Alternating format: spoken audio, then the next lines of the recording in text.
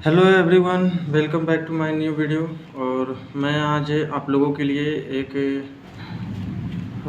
12वीं कक्षा की जो केमिस्ट्री की बुक है, पहला चैप्टर जिसमें है सॉलिड स्टेज, मैंने उसका एक नोट्स बनाया है आप लोगों के लिए जो एग्ज़ाम में पूछे जाते हैं। जो काफ़ी महत्वपूर्ण बिंदु है। ऑब्जेक्टिव में तो मान लीजिए कि 100% आता ही आता है, सब्जेक्टिव में भी आप लोगों के लिए काफ़ी लाभदायक होगी। पहले तो मैं आप सबको नोट्स दिखाना चाहता हूँ। ये देखिए नोट्स, ये नोट्स है और मैंने ये बनाया है। ये मैं अभी आप सबको याद करा दूँगा। बने रहिए वीडियो में, मैं आप सबको ये जो है 100% याद करा दूँगा। और मैं आप लोगों को बताना चाहता हूँ कि मैंने एक ऑडियो सेशन स्टार्ट किया है जो कि मैं लाइव करता हूँ, और उसमें मेरी आवाज़ आप सब सुन के क्वेश्चंस को याद कर सकते हैं। ठीक है, चलिए आगे बढ़ते हैं वीडियो में। ये हम आपको मात्र 40 से 45 मिनट या 1 घंटा भी लग सकता है, वीडियो में बने रहिए। तो शुरू करते हैं। यहाँ पर लिखा हुआ है, यहाँ पर आप देख सकते हैं, यहाँ पर लिखा हुआ शॉर्ट्स नोट्स केमिस्ट्री चैप्टर 1 ठोस अवस्था का ये। ठीक है, पहले हम यहाँ चलते हैं डायमंड से। ठीक है, ये इससे क्वेश्चन काफ़ी बनता है। डायमंड sp3 संकृत कार्बन परमाणु है। ठीक है, डायमंड परीक्षा में प्रश्न पूछा जाएगा कि sp3 संकृत कार्बन परमाणु है कौन। ऑप्शन में दिया रहेगा डायमंड, ग्रेफाइट और बहुत सारे दिए रहेंगे, तो उसमें आपको डायमंड मारना है। वही मैं अपने ये जो है पूरा डायमंड के बारे में मैं आप सबको पूरा बता देता हूँ। तो डायमंड sp3 संकृत कार्बन परमाणु होते हैं, और डायमंड का अपवर्तनांक 2.42 होते हैं। डायमंड का अपवर्तनांक 2.24 होते हैं, और प्रति इकाई कोशिका में 8 परमाणु होते हैं। प्रति इकाई कोशिका में 8 परमाणु होते हैं डायमंड के। ठीक है, और अब चलते हैं ग्रेफाइट की ओर। चलिए, ग्रेफाइट में sp2 संकृत कार्बन परमाणु होते हैं। ठीक है, कौन सा होते हैं? तो sp2 संकृत कार्बन परमाणु होते हैं। ये एग्जाम की दृष्टि से कौन से काफ़ी महत्वपूर्ण है। ग्रेफाइट sp2 संकृत कार्बन परमाणु होते हैं। संरचना की अगर बात करें ग्रेफाइट की, तो ग्रेफाइट की संरचना षटकोणीय है। क्या है? ये भी काफ़ी एग्जाम में काफ़ी बार पूछा गया है। ग्रेफाइट की संरचना कौन सी है? तो ग्रेफाइट की संरचना षटकोणीय है। और अब आगे बढ़ते हैं। इनमें कार्बन 3 कार्बन के साथ जुड़े होते हैं। ठीक है, ग्रेफाइट में 3 कार्बन के साथ जुड़े होते हैं। ग्रेफाइट कार्बन के साथ 3 कार्बन के साथ जुड़े होते हैं। ग्रेफाइट कार्बन के साथ 3 कार्बन के साथ जुड़े होते हैं। ठीक है, यहाँ पर गोला का आयतन भी काफ़ी महत्वपूर्ण है। ये अगर आप चैप्टर को डीपली में पढ़ेंगे तो इसमें गोला का आयतन काफ़ी महत्वपूर्ण होता है, क्योंकि जो क्रिस्टल में कण होते हैं वो कण का जो होता है वो निकाला जाता है। ठीक है, तो गोला का आयतन 4/3 πr³। 4/3 πr³। गोला का आयतन क्या होता है? गोला का आयतन 4/3 πr³। गोला के आयतन क्या होता है? 4/3 πr³। मेरे साथ बोलिए, गोला का आयतन 4/3 πr³। गोला का आयतन 4/3 πr³। गोला का आयतन 4/3 πr³। गोला का आयतन 4/3 πr³। ठीक है, और सॉरी, आवाज़ आपको जा रहा होगा क्योंकि आज बारिश हो रही है, तो काफ़ी मूसलाधार बारिश हो रही है, तो आप लोगों को डिस्टर्ब होता होगा, आवाज़ आता होगा वज्रपात की। तो यहाँ पर घन का आयतन दिया हुआ, घन का आयतन AQ होता है। घन का आयतन AQ होता है। घन का आयतन AQ होता है। घन का आयतन AQ होता है। घन का आयतन AQ होता है। घन का आयतन AQ होता है। घन का आयतन AQ होता है। अब शीशा के बारे में, शीशा जिसको PV भी कहते हैं, शीशा का संकेत PV होता है। शीशा धातु है, पर ये शीशा क्या है, धातु है, पर यह विद्युत एवं ऊष्मा का कुचालक होता है। विद्युत एवं ऊष्मा का कुचालक होता है। शीशा धातु है एवं विद्युत एवं ऊष्मा का कुचालक होता है। विद्युत एवं ऊष्मा का कुचालक होता है। अब आगे बढ़ते हैं। यहाँ पर लिखा हुआ है ब्रेवेज जालकों की संख्या। पूछ लेगा किसी क्रिस्टल में ब्रेवेज जालकों की संख्या कितनी होती है, तो आप लोग बताइएगा। किसी क्रिस्टल में ब्रेवेज जालकों की संख्या 14 होती है। किसी क्रिस्टल में ब्रेवेज जालकों की संख्या कितनी होती है, तो 14 होती है। मैं यहाँ से इसको अलग कर रहा हूँ सेपरेट, क्योंकि ये कहीं मैच न खा जाए। ठीक है, ब्रेवेज जालकों की संख्या 14 होती है। ब्रेवेज जालकों की संख्या 14 होती है। चलिए अब यहाँ से याद करते हैं, एफसीसी में परमाणु की संख्या कितनी होती है। एफसीसी में परमाणु की संख्या कितनी होती है, तो एफसीसी में परमाणु की संख्या 4 होती है। एफसीसी में परमाणु की संख्या 4 होती है। एफसीसी में परमाणु की संख्या 4 होती है। एफसीसी में परमाणु की संख्या 4 होती है। एफसीसी में परमाणु की संख्या 4 होती है। एफसीसी में परमाणु की संख्या 4 होती है। एफसीसी में परमाणु की संख्या 4 होती है। एफसीसी में परमाणु की संख्या 4 होती है। एससीसी में परमाणु की संख्या 1 होती है। ठीक है, एससीसी में परमाणु की संख्या 1 होती है। एससीसी में परमाणु की संख्या 1 होती है। एसएससी में परमाणु की संख्या 1 होती है। एसएससी में परमाणु की संख्या 1 होती है। एसएससी में परमाणु की संख्या 1 होती है। और बीसीसी की अब बात करें तो बीसीसी में परमाणु की संख्या 2 होती है। बीसीसी में परमाणु की संख्या 2 होती है। बीसीसी में परमाणु की संख्या 2 होती है। बीसीसी में परमाणु की संख्या 2 होती है। ठीक है, अब आगे बढ़ते हैं। यहाँ से एकक कोष्टिका। अगर एकक कोष्टिका की बात करें तो एक कोना पर 1/8 परमाणु होता है। एकक कोष्टिका में एक कोना पर 1/8 परमाणु होता है। एकक कोष्टिका में एक कोना पर 1/8 परमाणु होता है। एकक कोष्टिका में 1/8 परमाणु होता है। एकक कोष्टिका में 1/8 परमाणु होता है। एकक कोष्टिका में 1/8 परमाणु होता है। अब फलक की अगर बात करें, एकक कोष्टिका में फलकों पर 1/2 परमाणु होता है। ये देखिए, ये जो है ये तो ऑब्जेक्टिव में नहीं पूछा जाता है, पर नोमेनिकल बनाने में आप लोगों को काफ़ी मदद मिलेगी। एक फलक पर 1/2 परमाणु होता है। एक फलक पर 1/2 परमाणु होता है। एक किनारा पर 1/4 परमाणु होता है। एक किनारा पर 1/4 परमाणु होता है। एक किनारा की अगर बात करें तो 1/4 परमाणु होता है। 1/4 परमाणु होता है। यहाँ देखिए, यूनिट सेल के केंद्र में एक परमाणु होता है। यूनिट सेल के केंद्र में एक परमाणु होता है। यूनिट सेल के केंद्र में एक परमाणु होता है। यूनिट सेल के केंद्र में एक परमाणु होता है। ये भी काफ़ी महत्वपूर्ण।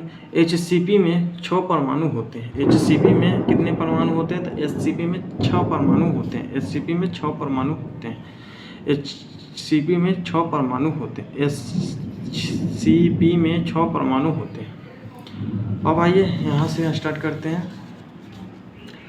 आध सरल घनीय एकक कोष्टिका। आध या सरल घनीय एकक कोष्टिका, जिसको हम क्या कहते हैं, एससीसी। आध या सरल घनीय एकक कोष्टिका, जिसे हम क्या कहते हैं, एससीसी। एससीसी में अवयव कणों सिर्फ कोनों पर उपस्थित होते हैं। एफसीसी में अवयव कण सिर्फ कोनों पर उपस्थित होते हैं। यहाँ पर आप देख सकते हैं, ये घन है, इसके सिर्फ कोनों पर रहेगा। ठीक है, इसके सिर्फ कोनों पर अवयवी कण उपस्थित रहेंगे। इसके सिर्फ कोनों पर अवयवी कण उपस्थित रहेंगे। और बीसीसी को कहते हैं हिंदी में अंतःकेंद्रीय घनीय एकक कोष्टिका। अंतःकेंद्रीय घनीय एकक कोष्टिका। अंतःघनीय एकक कोष्टिका। इसमें कण प्रत्येक कोनों के अलावे केंद्र में होगा। इसमें क्या होगा कि प्रत्येक, इस पे क्या था, एससीसी में क्या था, तो प्रत्येक कोनों पर एकक कण था। ठीक है, सिर्फ प्रत्येक कोनों पर एकक कण था। और बीसीसी में क्या होगा कि इसके कोनों पर तो रहेगा है, इसके कोनों पर भी तो रहेगा, पर इसके एक केंद्र में भी एक अवयवी कण रहेंगे। इसके केंद्र में भी एक अवयवी कण रहेंगे। आगे बढ़ते हैं। एफसीसी की अगर बात करें तो एफसीसी फलक केंद्रीय घनीय एकक कोष्टिका। फलक केंद्रीय घनीय एकक कोष्टिका, इसका नाम से ही पता चल रहा है, फलक केंद्रीय घनीय एकक कोष्टिका। तो इसमें अवयवी कण प्रत्येक कोनों के अलावे फलकों पर भी होंगे। इसमें अवयवी कण प्रत्येक फलकों के अलावे इसके प्रत्येक कोनों के अलावे फलकों पर भी अवयवी कण होंगे। प्रत्येक कोनों के अलावे फलकों पर भी अवयवी कण होंगे। आगे बढ़ते हैं। ईसीसी इससे सब्जेक्टिव तो नहीं आते हैं पर ऑब्जेक्टिव इससे आता है।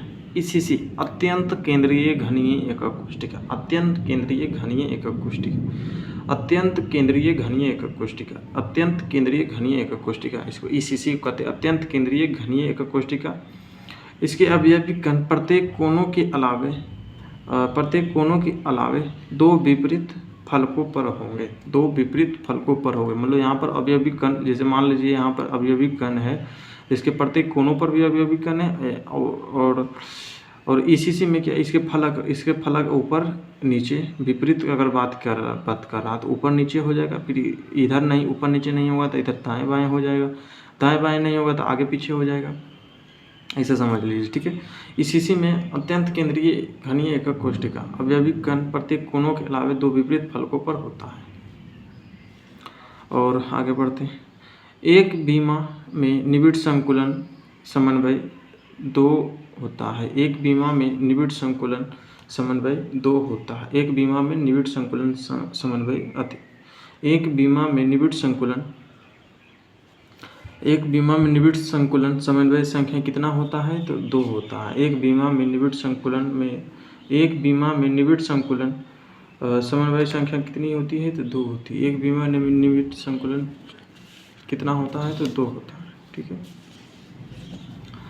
अब आगे बढ़ते हैं। यहाँ पर द्विवर्ग निबिड़ संकुलन जिसे हम क्या कहते हैं ए व्यवस्था कहते हैं, व्यवस्था कहते हैं, ठीक है। इसमें समन्वय संख्या 4 होता है। इनमें समन्वय संख्या 4 होता है। ए व्यवस्था में समन्वय संख्या 4 होता है। जिसे क्या कहते हैं, द्विविमीय वर्ग निबिड़ संकुलन कहते हैं। जिसे क्या कहते हैं, द्विवर्गीय वर्ग निबिड़ संकुलन कहते हैं। आगे बढ़ते हैं। द्विविमीय षटकोणीय निबिड़ संकुलन जिसे क्या कहते हैं, ए बी टाइप समन्वय ए बी टाइप कहते हैं, ठीक है। ए बी टाइप कहते हैं। किसे कहते हैं, द्वि षटकोणीय निबिड़ संकुलन जिसे क्या कहते हैं, ए बी टाइप समन्वय संख्या। इसमें समन्वय संख्या कितनी होती है तो 6 होती है। इसमें समन्वय संख्या कितनी होती है, 6 होती है। अब आगे बढ़ते हैं। और क्रिस्टल की संरचना और उप संयोजन संख्या की बात किया जा रहा है। ये भी काफ़ी आपके एग्जाम की दृष्टि से काफ़ी महत्वपूर्ण है, ठीक है। अगर बात किया जाए तो यहाँ पर आप देख सकते हैं, क्रिस्टल की संरचना और उप संयोजन संख्या की अगर बात कर रहा है तो क्रिस्टल की संरचना एवं उप संयोजन की बात कर रहा है तो सीसीपी में और या एफसीसी में उप संयोजन संख्या 12 होता है। सीसीपी में या एफसीसी में उप संयोजन संख्या 12 होता है। सीसीपी में या एफसीसी में उप संयोजन संख्या 12 होता है, ठीक है। यहाँ से आप देखिए, सीसीपी या एफसीसी में उप संयोजन संख्या 12 होता है। सीसीपी में या एफसीसी में उप संयोजन संख्या 12 होता है। आप सीसीपी क्या जानते हैं, सीसीपी और एफसीसी में उप संयोजन संख्या 12 होता है, ठीक है। और एचसीपी की बात करें तो एचसीपी में भी उप संयोजन संख्या 12 होता है। एचसीपी में भी उप संयोजन संख्या 12 होता है। एचसीपी में भी उप संयोजन संख्या 12 होती है। एससीसी की बात करें तो एससीसी में उप संयोजन संख्या 6 होती है। एससीसी में उप संयोजन संख्या 6 होती है। एससीसी में उप संयोजन संख्या 6 होती है। एससीसी में उप संयोजन संख्या 6 होती है। एससीसी में उप संयोजन संख्या 6 होती है। बीसीसी में उप संयोजन संख्या 8 होती है। बीसीसी में उप संयोजन संख्या 8 होती है। बीसीसी में उप संयोजन संख्या 8 होती है, ठीक है। आपको याद हो गया होगा, सीसीपी और एफसीसी में समन्वय संख्या कितना होता है, 12, ठीक है। सीसीपी या एफसीसी में उप संयोजन संख्या कितनी होती है, 12। एचसीपी में समन्वय संख्या कितनी होती है तो एचसीपी में भी समन्वय संख्या 12 होती है। एससीसी में भी समन्वय संख्या कितना होता है तो 6 होता है। बीसीसी में समन्वय संख्या कितना होता है, 8 होता है। सॉरी, मैं माफ़ी चाहूँगा,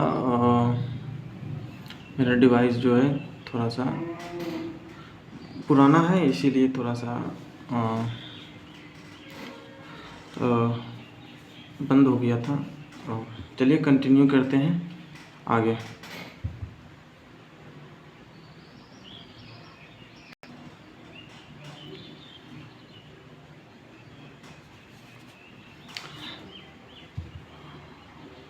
कहाँ थे हम? एससीसी मसूर, हाँ। एससीसी की समन्वय संख्या 6 होती है और बीसीसी की समन्वय संख्या 8 होती है। एससीसी में समन्वय संख्या 6 होती है, बीसीसी में समन्वय संख्या 8 होती है। और संकुलन क्षमता बराबर एक सूत्र होता है, जिसे आपको 2 नंबर वाले प्रश्न बनेंगे। संकुलन क्षमता बराबर क्या होता है? भरा हुआ आयतन बटे कुल आयतन, भरा हुआ आयतन बटे कुल आयतन बटे गुना 100। याद रखिए, संकुलन क्षमता बराबर भरा हुआ आयतन बटे में कुल आयतन गुना में 100। भरा हुआ आयतन बटे में कुल आयतन गुना 100। भरा हुआ आयतन बटे कुल आयतन गुना में 100। यहाँ तक मैं आशा करता हूँ कि आप लोगों को याद हो गया होगा। आगे बढ़ते हैं इधर की ओर आगे बढ़ते हैं। तो यहाँ कुछ मेटल दिए हुए हैं और यहाँ स्ट्रक्चर दिए हुए हैं, मतलब धातु दिए हुए हैं, और इधर पट्टी स्ट्रक्चर मतलब संरचना दी हुई है। तो ये धातु को आप देखिए, ये रहा धातु। इससे भी क्वेश्चन काफ़ी 1 से 2 नंबर में ऑब्जेक्टिव में पूछ लिया जाता है। तो मैग्नीशियम, जिंक, MOVCD, ठीक है। ये सभी की संरचना होती है HCP, ठीक है। CuAg AU NiPt, लोग इधर हो जाएगा Cu कॉपर, सिल्वर, सोना, निकेल और प्लेटिनम की संरचना कैसी होती है? तो CCP और FCC होती है, ठीक है।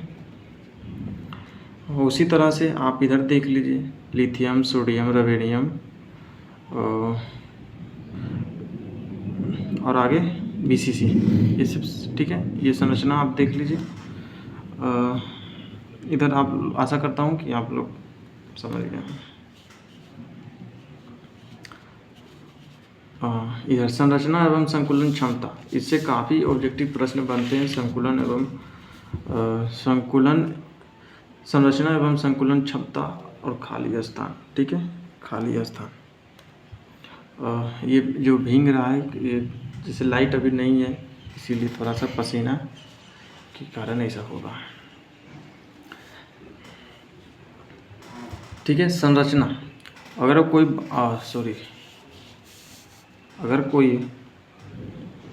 बात करे एसएससी की संरचना की, एसएससी की संरचना, तो एसएससी संरचना है, ठीक है। एसएससी की संरचना, तो यहाँ पर आप देखे होंगे एसएससी की संरचना। अवयवी कण सिर्फ कोनों पर उपस्थित होता है, ठीक है। यहाँ पर देखें, अवयवी कण सिर्फ कोनों पर उपस्थित होता है। और इसी यहाँ पर देख लीजिए आप,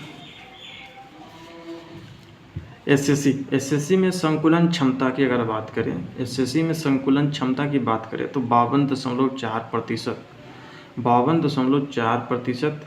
मान लीजिए कि एसएससी 100% है, आप इसका संकुलन क्षमता सिर्फ याद रखिए, खाली खुद ब खुद आप निकाल लीजिएगा, या फिर आप खाली याद रखिए और भरा हुआ खुद निकाल लीजिएगा। उसी तरीक़ा से मतलब जैसे मान लीजिए 100%, 100% भरा हुआ है, 100% है, कोई भी चीज़ अपने आप में 100% होता है। तो इसी एसएससी 100% है, तो उसमें संकुलन क्षमता भरा हुआ 52.4, और खाली कितना होगा? तो खाली होगा 47.6। एसएससी की ऐसे चलिए मेरे साथ आप बोलिए, एसएससी में संकुलन क्षमता 52.4%। एसएससी में संकुलन क्षमता 52.4, एसएससी में संकुलन क्षमता 52.4, एसएससी में संकुलन क्षमता 52.4, एसएससी में संकुलन क्षमता 52.4, एसएससी में संकुलन क्षमता 52.4, एसएससी में संकुलन क्षमता 52.4, एसएससी में संकुलन क्षमता 52.4, एसएससी में संकुलन क्षमता 52.4। उसी तरीक़ा से खाली एसएससी में खाली कितना होगा? 47.6। खाली कितना होगा? 47.6। एसएससी में खाली कितना होगा? 47.6। एसएससी में खाली कितना होगा? 47.6। एसएससी में खाली कितना होगा? 47.6। एसएससी में खाली कितना होगा 47.6। एसएससी में खाली कितना होगा 47.6। अब बीसीसी की संरचना की बात करें तो इसमें भरा कितना होगा और संकुलन क्षमता कितना होगा। संकुलन क्षमता 68%। संकुलन क्षमता कितना होगा 68%। संकुलन क्षमता कितना होगा 68%। बीसीटी की संकुलन क्षमता 68%। बीसीसी की संकुलन क्षमता 68%। बीसीसी की संकुलन क्षमता 68%। बीसीसी की संकुलन क्षमता 68%। बीसीसी की संकुलन क्षमता 68%। बीसीसी की संकुलन क्षमता 68%। खाली कितना होगा, खाली 32%। खाली कितना होगा 32%। खाली कितना होगा 32%। खाली कितना होगा 32%। खाली कितना होगा 32%। खाली कितना होगा 32%। खाली कितना होगा 32%। खाली कितना होगा 32%। खाली कितना होगा 32%। खाली कितना होगा 32%। खाली कितना होगा 32%। बीसीसी की संरचना संकुलन क्षमता 68%, खाली 32%। बीसीसी की संकुलन क्षमता 68%, खाली 32%। एफसीसी की ओर चलते हैं। एफसीसी में संकुलन क्षमता 74%। एफसीसी में संकुलन क्षमता 74%। एफसीसी में संकुलन क्षमता 74%, खाली होगा 26%। एफसीसी में संकुलन क्षमता 74% और खाली 26%। खाली 26%। एचसीपी में की अगर बात करें तो इसका भी वही होगा 74% भरा हुआ रहेगा। मतलब समझिए, समझाने के लिए मैं इसे बोल रहा हूँ कि भरा हुआ है, ठीक है। संकुलन क्षमता कितना है 74%। एचसीपी की संकुलन क्षमता 74%। एचसीपी में संकुलन क्षमता 74%, खाली भी 26%। और सीसीपी की अगर बात करें तो सीसीपी में संकुलन क्षमता 74% और खाली 26%। मतलब आपको सिर्फ एससीसी और बीसीसी को याद करना है, बाकी तो सब एफसीसी, एचसीपी और सीसीपी ये सब एक ही जैसे हैं। मतलब ये दोनों को जो कैपेसिटी है वो खाली ये सब एक है।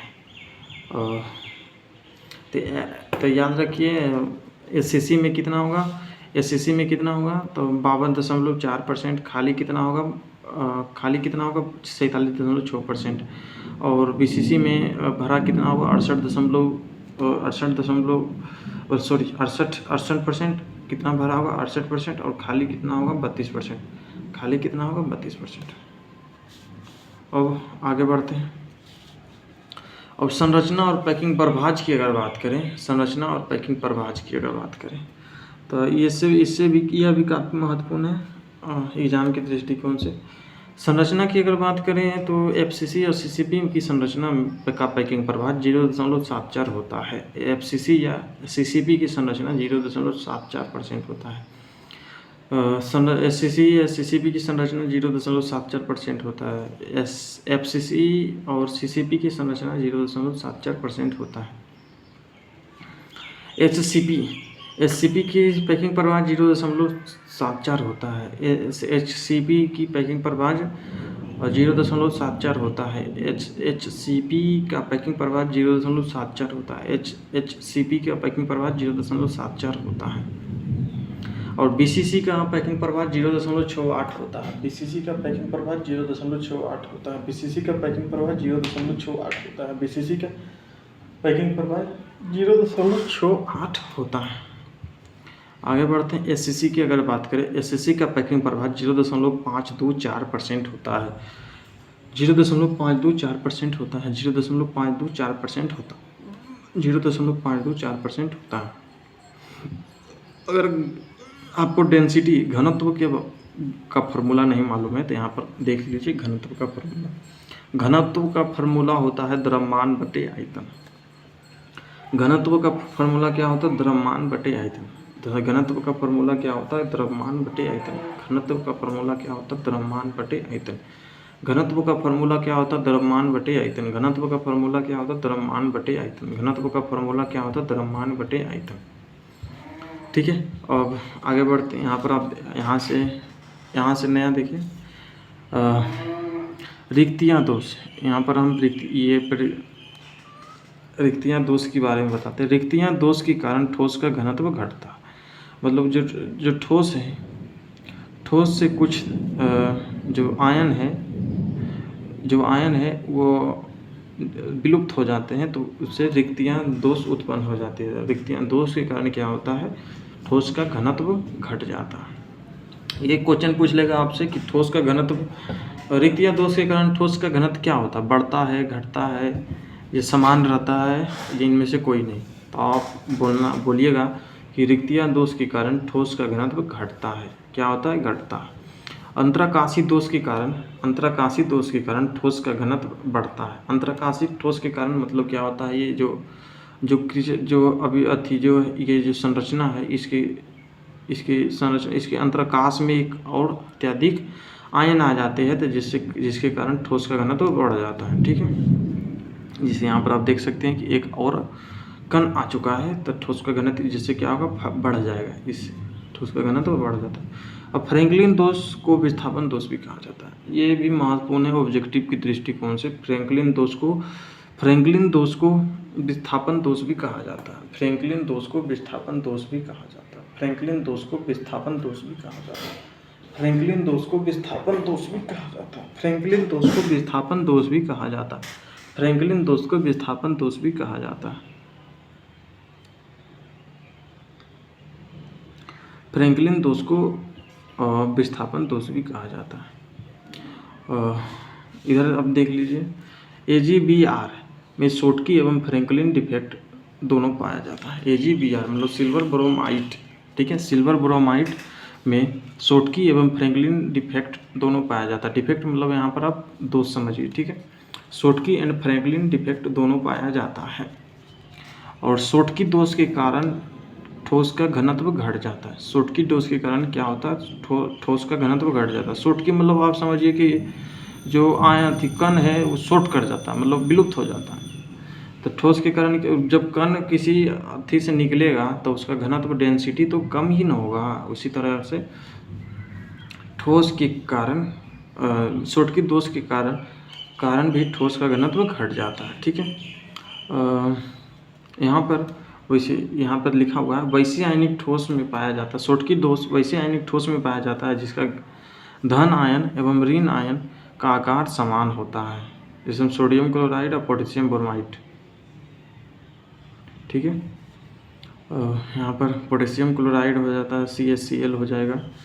अब आगे देखते हैं, यहाँ पर आप आगे देखिए, चतुष्फलकीय रिक्ति की त्रिज्या, ये भी काफ़ी महत्वपूर्ण है। पूछ लेगा कि चतुष्फलकीय रिक्ति की त्रिज्या बताइए। चतुष्फलकीय रिक्ति की त्रिज्या ये बात करें तो इसका चतुष्फलकीय रिक्ति की त्रिज्या होता है 0.225 R रेडियस। यहाँ पर R क्या है? रेडियस। ठीक है, चतुष्फलकीय रिक्ति की त्रिज्या 0.225 होता है। चतुष्फलकीय रिक्ति की त्रिज्या 0.225 होता है, 0.225 होता है, 0.225 रेडियस होता है, 0.225 रेडियस होता है, 0.225 रेडियस होता है। ठीक है, अब आगे पढ़ते हैं। और अष्टफलीय रिक्तियों की त्रिज्या की अगर बात करें तो अष्टफलीय रिक्तियों की त्रिज्या की बात करें तो इसका होता है 0.414 रेडियस। इसका क्या होता है? 0.414 रेडियस होता है, 0.414 रेडियस होता है, 0.414 रेडियस होता है। अष्टफलीय रिक्ति की त्रिज्या 0.414 रेडियस होता है, 0.414 रेडियस होता है, 0.414 रेडियस होता है, 0.414 रेडियस होता है, 0.414 रेडियस होता है। ठीक है, और इधर एप सेंटर की बात करें तो एप सेंटर क्या है?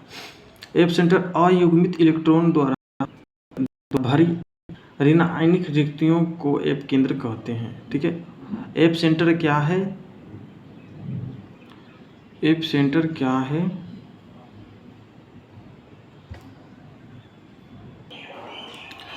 हेलो एवरीवन, एक कॉल आ गया था इसीलिए। कहाँ थे हम? एप केंद्र। हाँ, एप केंद्र में थे। तो एप सेंटर क्या है? अयुग्मित मतलब एक्स्ट्रा, अयुग्मित मतलब यहाँ मान लीजिए एक्स्ट्रा। ठीक है, इलेक्ट्रॉनों द्वारा भरी ऋण आयनिक रिक्तियों को एप केंद्र कहते हैं। क्या होता है? एप केंद्र कहते हैं। अयुग्मित इलेक्ट्रॉनों द्वारा भरी ऋण आयनिक रिक्तियों को एप केंद्र कहते हैं। एप केंद्र को दूसरा नाम है रंग केंद्र। एप केंद्र को भी दूसरा नाम क्या है, रंग केंद्र। इसे रंग केंद्र भी कहते थे। एप केंद्र को क्या कहते थे, रंग केंद्र भी कहते हैं। यहाँ पर धातु की कोटि की अगर बात करें तो धातु की कोटि क्या होता है, 10⁻7 ओम इन्वर्स और मीटर इन्वर्स। ठीक है, धातु की कोटि क्या होती है, 10⁻7 ओम इन्वर्स मीटर इन्वर्स। ठीक है, अगर धातु की कोटि ओम 10⁻7 ओम इन्वर्स मीटर इन्वर्स है तो वह क्या है, एक उत्तम चालक है। वह क्या है, एक उत्तम चालक है। चालक आप समझ रहे हैं, चालक क्या होता है, जो अपने से इलेक्ट्रॉन को प्रवाहित होने देता है उसे चालक कहते हैं। ठीक है, चांदी एक उत्तम चालक है, चांदी एक उत्तम चालक है। तो अब क्या है, धातु की कोटि 10⁻7 ओम इन्वर्स मीटर इन्वर्स है, कि जिसकी 10⁻7 ओम इन्वर्स मीटर इन्वर्स जिसकी कोटि है वह क्या है, एक उत्तम चालक है। इंसुलेटर की अगर बात करें तो इंसुलेटर मतलब हो जाता है अचालक। ठीक है, इंसुलेटर क्या है, अचालक है। तो वे ठोस जिसकी चालकता पारस क्या है, वे ठोस जिसकी चालकता पारस 10⁻−20 से 10⁻−20 से 10⁻10 ओम इन्वर्स मीटर इन्वर्स है। 10⁻20 से 10⁻10 ओम इन्वर्स मीटर इन्वर्स है, उसे क्या कहते हैं, इंसुलेटर कहते हैं। क्या कहते हैं, अचालक कहते हैं। कि मद हो तो उसे क्या कहते हैं, अचालक कहते हैं। यही वाला यहाँ से लिखा गया है। ठीक है, आप समझ गए कि ये वाला यहाँ से लिखा गया। जैसे कि अधातु और सीसा, अधातु में सभी अधातु आ जाएंगे और सीसा आ जाएगी। ठीक है, सीसा। और सेमीकंडक्टर, सेमीकंडक्टर क्या है, सेमीकंडक्टर एक अर्धचालक है। सेमीकंडक्टर क्या है, अर्धचालक। सेमीकंडक्टर क्या है, अर्धचालक। वे ठोस जिसकी चालकता पारस 10⁻6 से 10⁻- सॉरी यहाँ पर माइनस नहीं हो, 10⁻4। यहाँ पर आप थोड़ा सा कंफ्यूज हो रहे हैं, यहाँ पर -4 है कि नहीं है, एक बार मुझे देखना पड़ेगा, पर आप मानिए कि -4 होगा। ठीक है, 10⁻, यहाँ 10⁻4 नहीं नहीं होगा। ठीक है, 10⁻6 से 10⁻4 ओम इन्वर्स मीटर इन्वर्स है। क्या है, 10⁻6 से 10⁻4 ओम इन्वर्स मीटर इन्वर्स है। तो वह क्या है, सेमीकंडक्टर। धातु की चालकता उसके संयोजी इलेक्ट्रॉन की संख्या पर निर्भर करती है। धातु की चालकता क्या है, धातु की चालकता उसके संयोजी इलेक्ट्रॉन की संख्या पर निर्भर करती है। धातु की चालकता उसके संयोजी इलेक्ट्रॉन पर निर्भर करती है।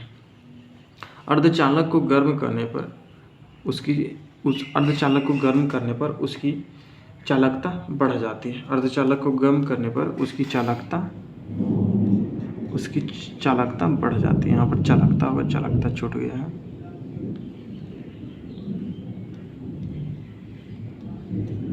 ठीक है, अर्धचालक को गर्म करने पर उसकी चालकता बढ़ जाती है, जैसे सिलिकॉन, आर्सेनिक, जर्मेनियम है। ठीक है, परम शून्य तापमान, परम शून्य क्या है, परम शून्य ताप क्या है, परम शून्य ताप 0 डिग्री या फिर -273.15 केल्विन क्या है, 0 डिग्री या फिर 0 डिग्री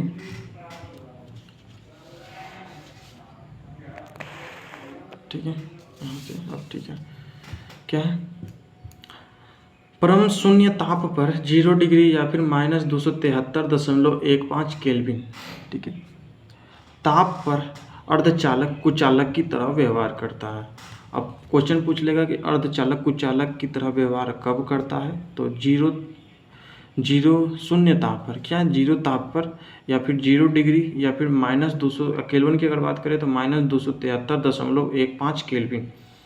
ठीक है, 15 केल्विन। और यहीं पर अगर बात करें, इधर समन्वयी संख्या की अगर बात करें तो NaCl समन्वयी संख्या कितना, NaCl ऐसे क्वेश्चन पूछेगा कि NaCl में सोडियम का समन्वयी संख्या बताएंगे, तो NaCl में सोडियम का समन्वयी संख्या 6 आता है। क्या होता है NaCl में, पहले तो आपको ये समझना होगा कि NaCl सोडियम क्या होता है, धन आयन, और क्लोरीन होता है और क्लोरीन क्या होता है, ऋण आयन, ठीक है। तो सोडियम क्षो होता है, सोडियम क्षो होता है, और क्लोरीन का भी समन्वय संख्या क्षो होता है। सोडियम क्षो होता है, क्लोरीन भी क्षो होता है। और इधर ClCl में की अगर बात करें तो CS 8 होता है और Cl भी 8 होता है। यहाँ पर 8 में समन्वय संख्या 8 होता है। आगे बढ़ते हैं। Na2 में सोडियम आयन का समन्वय संख्या 4 होता है। Na2 में सोडियम आयन का समन्वय संख्या 4 होता है। Na2 में सोडियम आयन का समन्वय संख्या 4 होता है, ठीक है। और इधर की बात करें तो क्लोरीन में सोडियम क्लोरीन में क्लोरीन आयन का उप सहसंयोजन संख्या कितना होता है, तो 6 होता है। सोडियम क्लोरीन में क्लोरीन का उप सहसंयोजन संख्या 6 होता है। सोडियम क्लोरीन में क्लोरीन का उप सहसंयोजन संख्या 6 होता है। सोडियम क्लोरीन में क्लोरीन का उप सहसंयोजन संख्या 6 होता है। सोडियम क्लोरीन में क्लोरीन का उप सहसंयोजन संख्या 6 होता है। उसी तरीक़ा से अब आगे बढ़ते हैं धीरे धीरे। आवोगाद्रो संख्या, ये एग्ज़ाम के लिए काफ़ी महत्वपूर्ण है। आवोगाद्रो संख्या, यहाँ पर आपको आवोगाद्रो संख्या दिख रहा होगा। आवोगाद्रो संख्या जिसे Na से सूचित करते हैं। आवोगाद्रो संख्या बोलिए फिर, या एक मोल बराबर भी 6.023 गुना 10⁻23 परमाणु होता है। 23 परमाणु बोलिए, अणु बोलिए, मोल बोलिए, कुछ भी बोलिए। 6.023 थोड़ा सा पानी पीने दीजिए, कन्फ्यूजन हो रहा है। हाँ चलिए, अब ठीक है। आवोगाद्रो संख्या की अगर बात करें तो आवोगाद्रो संख्या में आवोगाद्रो संख्या बोलिए या फिर एक मोल बोलिए, ठीक है, दोनों का एक ही होता है मान। 6.023 गुना 10⁻23 परमाणु होता है। परमाणु बोलिए, अणु बोलिए, मोल बोलिए, सब चलेगा। एक पूछ लेगा आवोगाद्रो संख्या बराबर कितना होता है, तो 6.023 गुना 10⁻23, ठीक है, 10⁻23। आगे बढ़िए। रैखिक दोष की अगर बात करें, हम रैखिक दोष की तरह बात करें। रैखिक दोष क्रिस्टलीय ठोस में अवयवी कण, अब इसे हटा देते हैं। क्रिस्टलीय ठोस में अवयवी कणों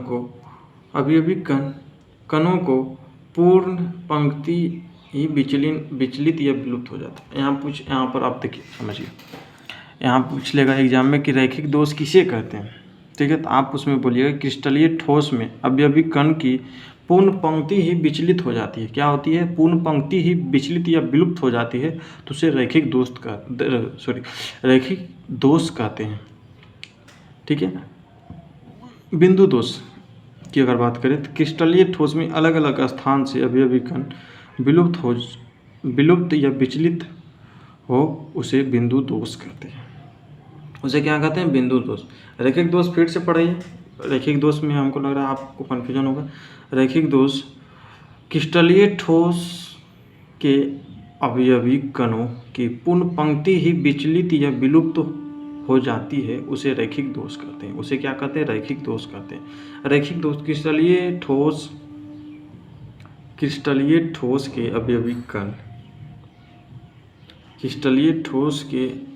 अवयवी कण की पूर्ण पंक्ति ही विचलित हो जाती है, उसे कहते हैं रैखिक दोष। बिंदु दोष पढ़िए। क्रिस्टलीय ठोस के अलग अलग स्थान से अवयवी कण विलुप्त हो या विचलित हो, उसे बिंदु दोष कहते हैं। उसे क्या कहते हैं? बिंदु दोष कहते हैं। उसे क्या कहते हैं? बिंदु दोष कहते हैं, ठीक है। अब इधर ये मैग्नेटिक प्रॉपर्टीज़ की अगर बात करें तो ये काफ़ी महत्वपूर्ण है। ये इससे भी काफ़ी क्वेश्चन बनते हैं। मैग्नेटिक प्रॉपर्टीज़ की बात करें, चुंबकीय गुण को ही चुंबकीय आघूर्ण कहते हैं। यहाँ पर लिखा हुआ है, चुंबकीय गुण को ही चुंबकीय आघूर्ण कहते हैं। चुंबकीय गुण को ही चुंबकीय आघूर्ण कहते हैं। चुंबकीय गुण को ही चुंबकीय आघूर्ण कहते हैं। चुंबकीय गुण को ही चुंबकीय आघूर्ण कहते हैं। चुंबकीय गुण को ही चुंबकीय आघूर्ण कहते हैं। इसे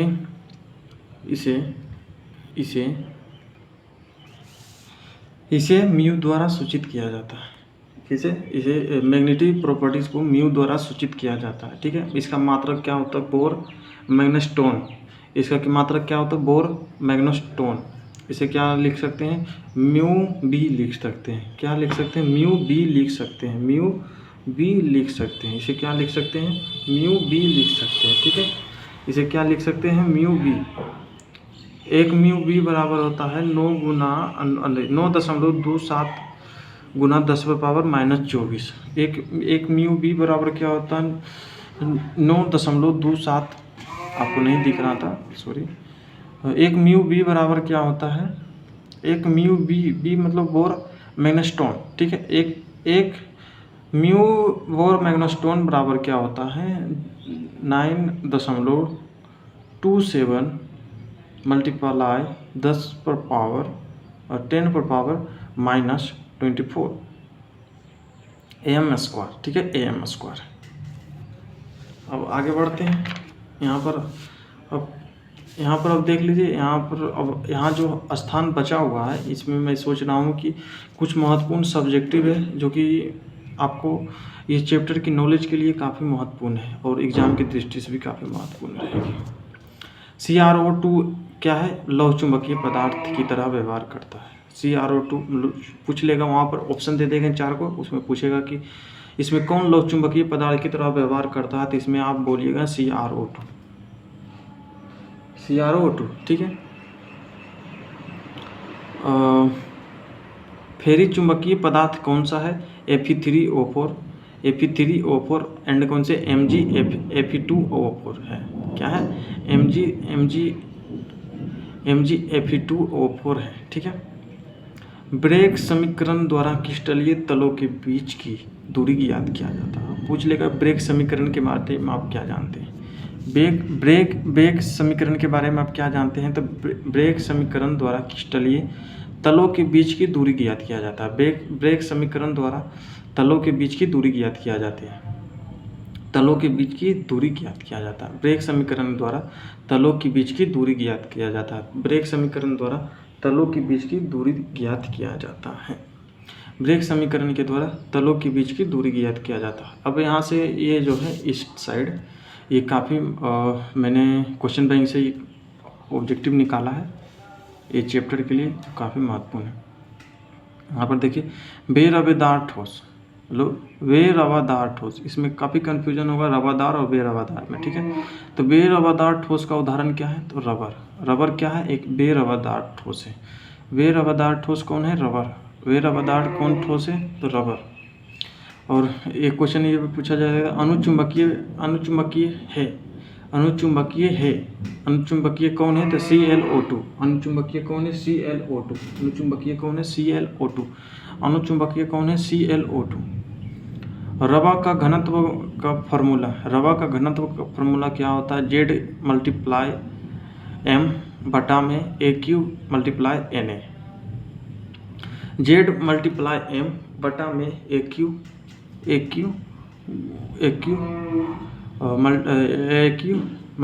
Na। ठीक है, AQ × Na। ठीक है, आगे देखिए, फलक केंद्रीय एकक कोष्ठिका के किनारे की लंबाई। फलक केंद्रीय एकक कोष्ठिका की किनारे की लंबाई की बात करें तो इसका लंबाई की किनारे क्या होगी? ये सूत्र आपसे डायरेक्ट पूछ लेगा कि फलक केंद्रित एकक कोष्ठिका की किनारे की लंबाई बताइए, तो 4/√2 गुना r। 4/√2 गुना r। फलक केंद्रित एकक कोष्ठिका किनारे की लंबाई 4/√2/r। 4/√2/r। ठीक है, फलक केंद्रित एकक कोष्ठिका किनारे की लंबाई 4/√2 गुना r। √2 गुना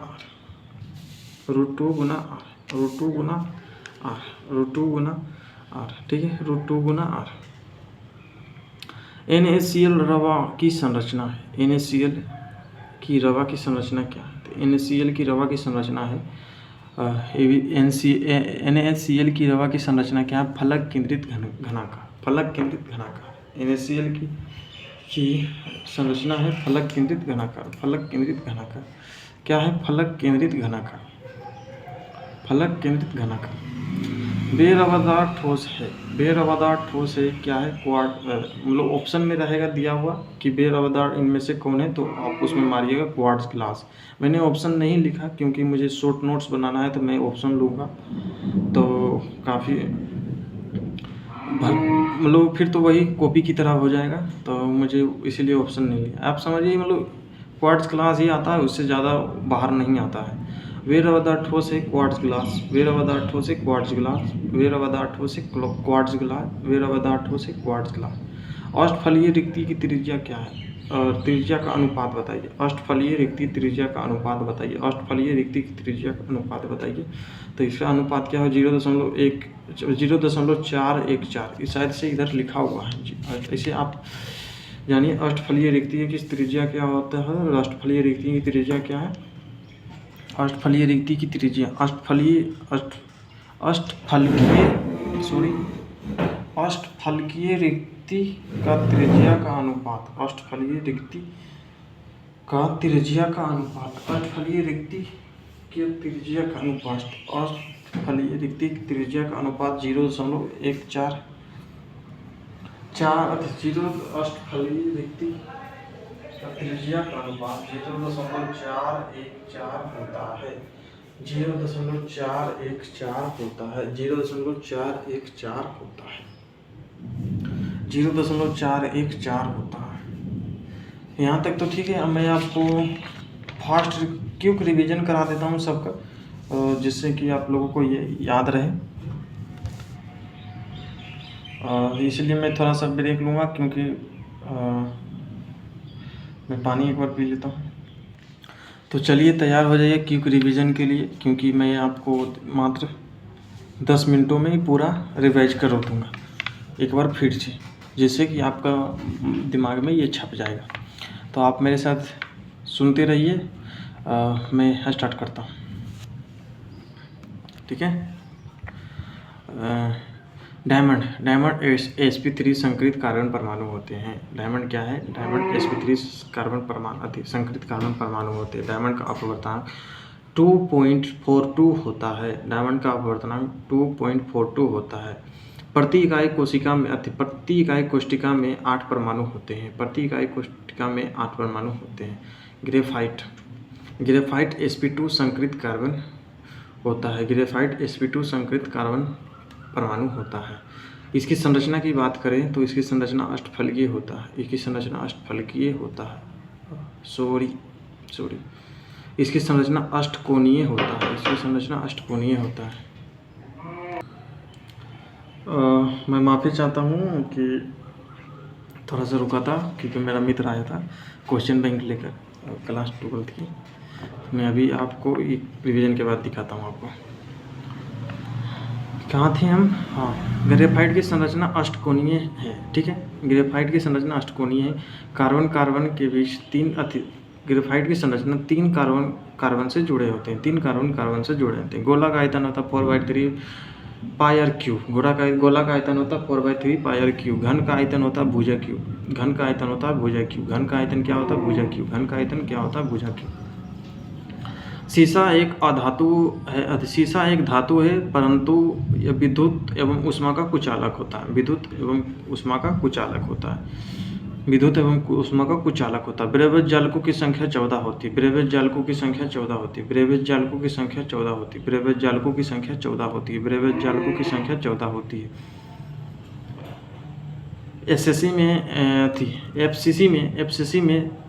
एफसीसी में परमाणु की संख्या 4 होता है। एफसीसी में परमाणु की संख्या 4 होता है। एससीसी में परमाणु की संख्या 1 होता है। बीसीसी में परमाणु की संख्या 2 होता है। एकक कोष्टिका में एक कोने पर 1/8 परमाणु होते हैं। एक कोना पर 1/8 परमाणु होते हैं। एक फलक पर 1/2 परमाणु होता है। 1/2 परमाणु होता है। एक किनारा पर 1/4 परमाणु होता है। एक किनारा पर 1/4 परमाणु होता है। एक किनारा पर 1/4 परमाणु होता है। यूनिट सेल के केंद्र में एक परमाणु होता है। यूनिट सेल के केंद्र में एक परमाणु होता है। यूनिट सेल के केंद्र में एक परमाणु होता है। HCP में 6 परमाणु होते हैं। HCP में 6 परमाणु होते हैं। HCP में 6 परमाणु होते हैं। अब इधर आगे देखिए, आध या सरल घनीय एकक कोष्ठिका जिसको हम एससीसी भी कहते हैं, आध या सरल घनीय एकक कोष्ठिका जिसे हम क्या कहते हैं, एससीसी कहते हैं। आध या सरल घनीय एकक कोष्ठिका जिसे हम एसएससी कहते हैं, अवयवी कणों सिर्फ कोनों पर होते हैं। इसमें क्या होते हैं, इसमें क्या होता है, अवयवी कण सिर्फ कोनों पर होता है। बीसीसी अंतः केंद्रीय घनीय एकक कोष्ठिका, बीसीसी में अंतः केंद्रीय घनीय एकक कोष्ठिका, इसमें कण प्रत्येक किनारों के अलावा प्रत्येक कोनों के अलावा केंद्र में भी होगा।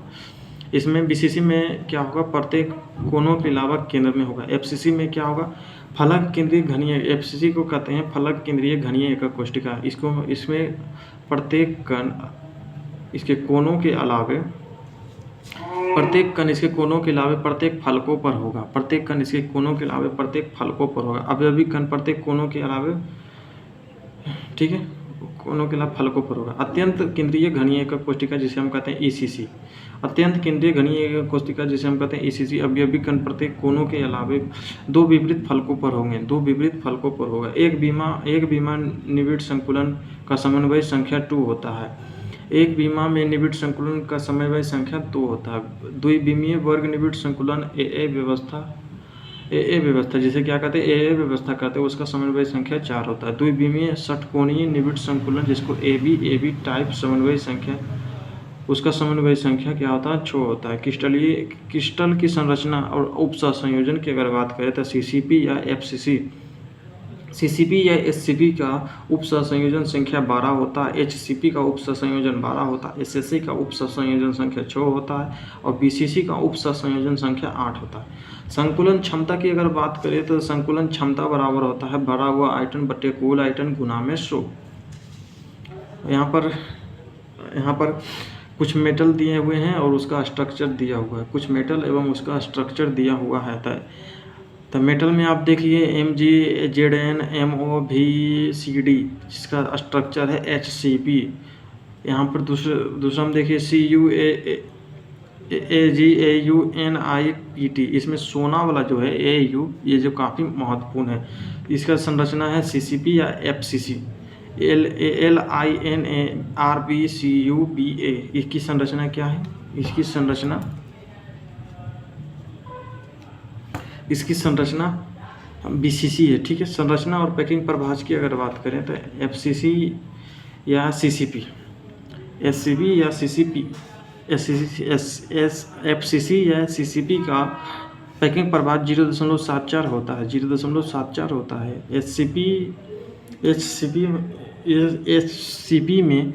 HCP का पैकिंग प्रभाज 0.74 होता है, HCP का पैकिंग प्रभाज 0.74 होता है, BCC का पैकिंग प्रभाज 0.68 होता है, SCC का पैकिंग प्रभाज 0.524 होता है। SCC में पैकिंग प्रभाज 0.524 होता है। घनत्व बराबर क्या होता है, घनत्व बराबर एक सूत्र है, घनत्व बराबर होता है द्रव्यमान बटे आयतन, डेंसिटी बराबर मास बटे वॉल्यूम, ठीक है। और इधर संरचना संकुलन क्षमता और खाली, एचसीसी की संकुलन क्षमता 52.4% और खाली होगा 47.6%। बीसीसी में संकुलन क्षमता 68%, खाली होगा 32%। एफसीसी में संकुलन क्षमता 74%, खाली होगा 26%। एचसीपी में संकुलन क्षमता 74%, खाली होगा 26%। सीसीपी में संकुलन क्षमता 74% और खाली होगा 26%। और यहाँ पर रिक्तियाँ दोष के कारण ठोस का घनत्व बढ़ता है, रिक्तियाँ दोष के कारण ठोस का घनत्व घटता है, रिक्तियाँ दोष के कारण ठोस का घनत्व घटता है। आंतरिक दोष के कारण ठोस का घनत्व बढ़ता है, अंतरकाशी दोष के कारण ठोस का घनत्व बढ़ता है, अंतरकाशी ठोस के कारण ठोस का घनत्व बढ़ता है। AGBR में शॉटकी एवं फ्रैंकलिन डिफेक्ट दोनों पाया जाता है, AGBR में शॉटकी एवं फ्रैंकलिन दोष दोनों पाया जाता है। शॉटकी दोष के कारण ठोस का भी घनत्व घट जाता है, शॉटकी दोष के कारण भी ठोस का घनत्व घट जाता है। वैसे आयनिक ठोस में यह दोष पाया जाता है जिसके धन आयन एवं ऋण आयन का आकार लगभग समान होता है। उदाहरण के लिए NaCl, KBr, KCl, CSCl, ठीक है। फ्रैंकलिन दोष को विस्थापन दोष भी कहा जाता है, फ्रैंकलिन दोष को विस्थापन दोष भी कहा जाता है। यहाँ पर अब आगे देखते हैं, यहाँ से एक मार्क कर देते हैं। चलिए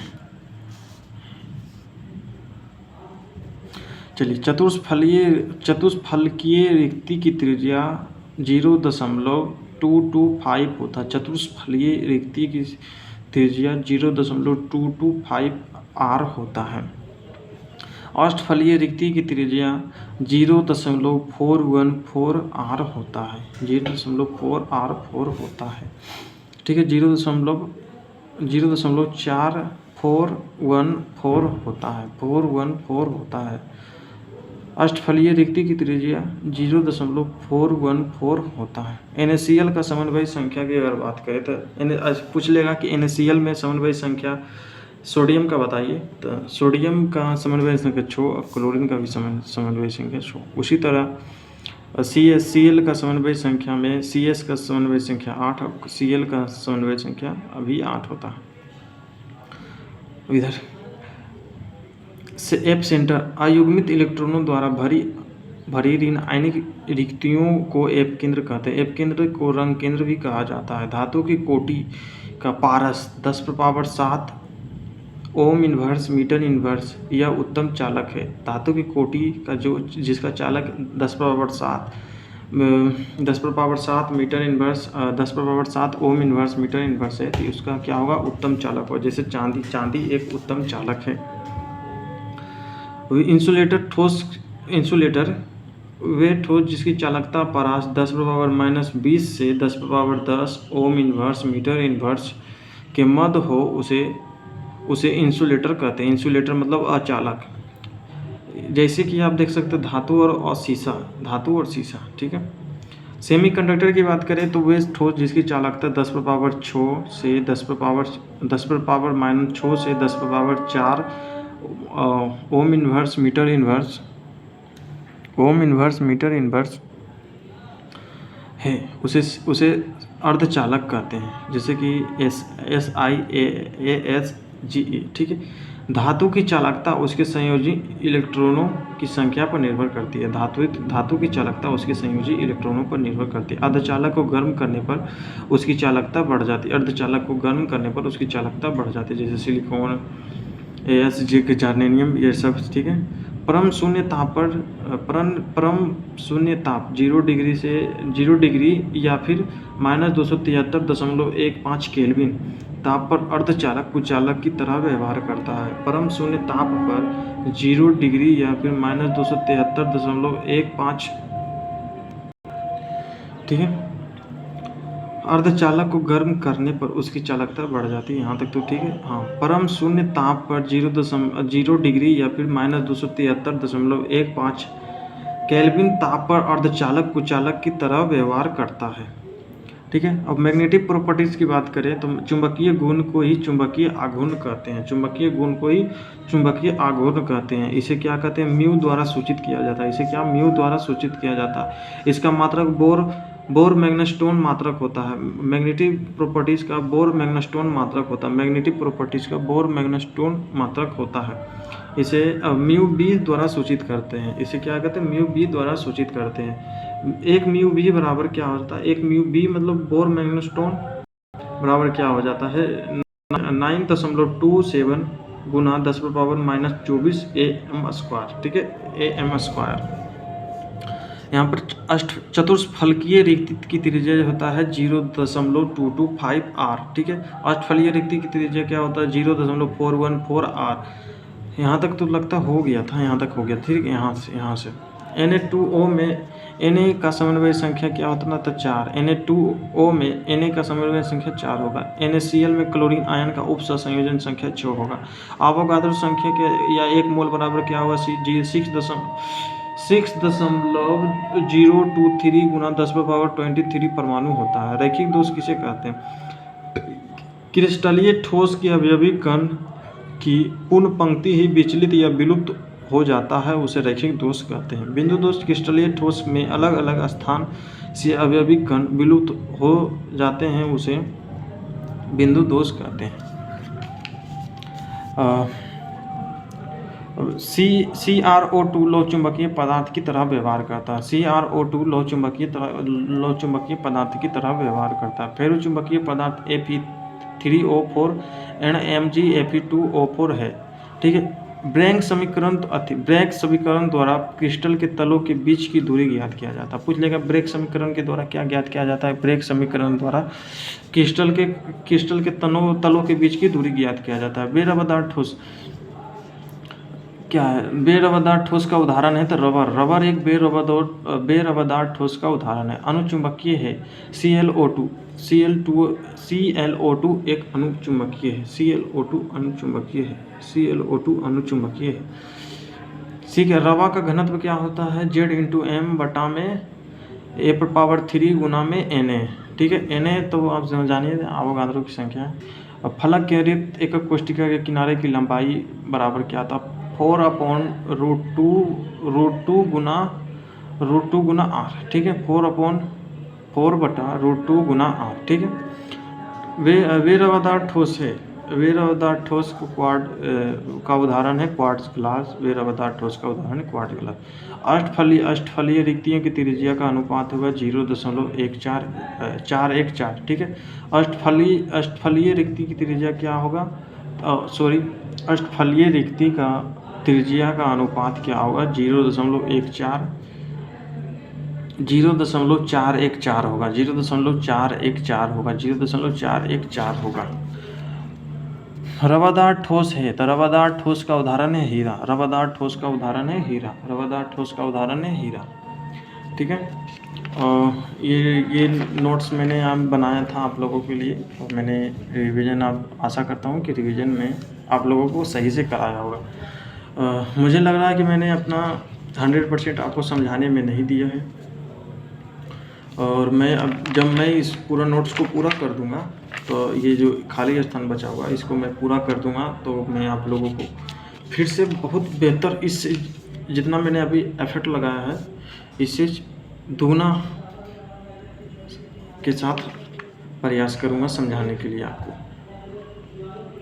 और हाँ, मैं आपको बताया था कि मेरा क्वेश्चन बैंक है तो मैं आपको दिखाऊंगा क्वेश्चन बैंक।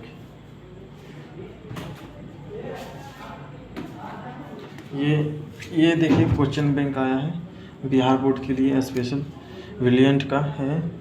ठीक है। ब्रिलियंट पब्लिकेशन का ये क्वेश्चन बैंक साइंस का क्वेश्चन बैंक मैंने मंगवाया और मैं तो आर्ट्स का भी पढ़ा सकता हूँ, इसमें कोई बात नहीं है। तो मैंने पर अभी 2027 एग्ज़ाम के लिए मैंने फोकस किया है और इसमें देख लीजिए। मैं कैमरा एंगल थोड़ा सा चेंज करता हूँ। ये देखिए शुरू में देखिए कि किसका है। ये इसका इंटरफेस ऐसा है। यहाँ पर क्या हुआ है सब पहला में यहाँ पर देखिए भौतिकी है वैद्युत आवेश तथा क्षेत्र। मैं इसका वैद्युत आवेश तथा क्षेत्र है इसका मैंने रिवीजन कराऊंगा पूरा चैप्टर का तो आप लोग जुड़ना ना भूलें। मैंने अभी ठोस अवस्था का सॉलिड स्टेज का क्वेश्चन करवाया। पहले भौतिकी आया फिर रसायन विज्ञान है केमिस्ट्री, फिर उसके बाद गणित का है और फिर जीव विज्ञान का है और इधर हिंदी और इंग्लिश का है। मैंने कल हिंदी और इंग्लिश का हिंदी का तो करवाया था, इंग्लिश का नहीं करवाया था। हिंदी का मैंने इसमें करवाया था ऑब्जेक्टिव क्या करवाया था, कड़वक का करवाया था और पद सूरदास के पद और तुलसीदास के पद में करवाया था। यहाँ पर देख लीजिए, यहाँ पर वैद्युत आवेश तथा चैप्टर जो है इसमें टॉपिक दिया हुआ है शायद से, नहीं टॉपिक नहीं है, यह चैप्टर है यहाँ पर कि चैप्टर इतना पढ़ने 15 चैप्टर कर दिया हुआ है और NCERT बेस्ड क्वेश्चन है इसमें। यहाँ पर शायद से दिया है क्वेश्चन एनालिसिस ईयर वाइज, तो इसमें क्वेश्चन 2011 में शायद से इससे 4 नेक्स्ट प्रश्न पूछे गए थे और 11 में इससे एक भी लघु उत्तरीय प्रश्न नहीं पूछे गए थे और दीर्घ उत्तरीय सिर्फ एक पूछे गए थे चैप्टर 1 से, वैद्युत आवेश तथा क्षेत्र, इलेक्ट्रिक चार्ज एंड फील्ड से। ठीक है, यहाँ पर दिया हुआ है, यहाँ पर स्टडी टाइप्स दिया हुआ है। अब यहाँ पर देख सकते हैं विद्युत आवेश पदार्थ का मूलभूत गुण है। क्या है? मूलभूत गुण है। यहाँ पर ये रहा।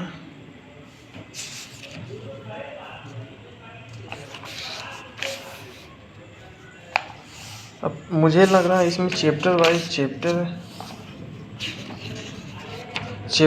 चैप्टर इसमें दिया हुआ है। ये काफ़ी बढ़िया है। चैप्टर वाइज चैप्टर अगर आप तैयारी करिएगा मस्त से तो आपको टॉप करने से कोई नहीं रोक सकता।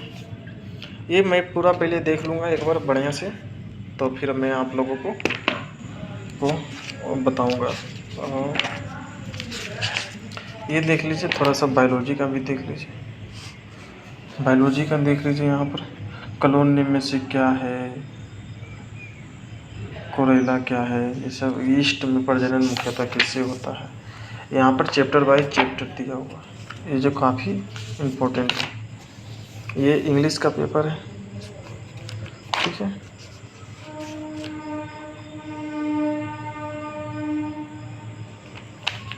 ये हिंदी का देखिए, सिपाही का माँ, राकेश मोहन। ठीक है, मैं बाद में आपको ये क्वेश्चन बैंक का भी एनालिसिस करवाऊंगा चैप्टर बाय चैप्टर। पूरा मैं जो टारगेट है मेरा, पूरा साल जो है, पूरा ये जो है 3 से 4 महीना में क्वेश्चन बैंक भी हो सकता है तो ख़त्म कर दूंगा, और साथ में चैप्टर वाइज एनालिसिस भी करवाऊंगा। ठीक है, thanks for watching. Like and subscribe करिएगा।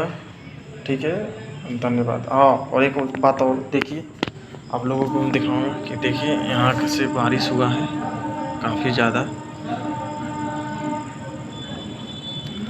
ज़्यादा बारिश हुआ है। और नीचे देखिए यहाँ पर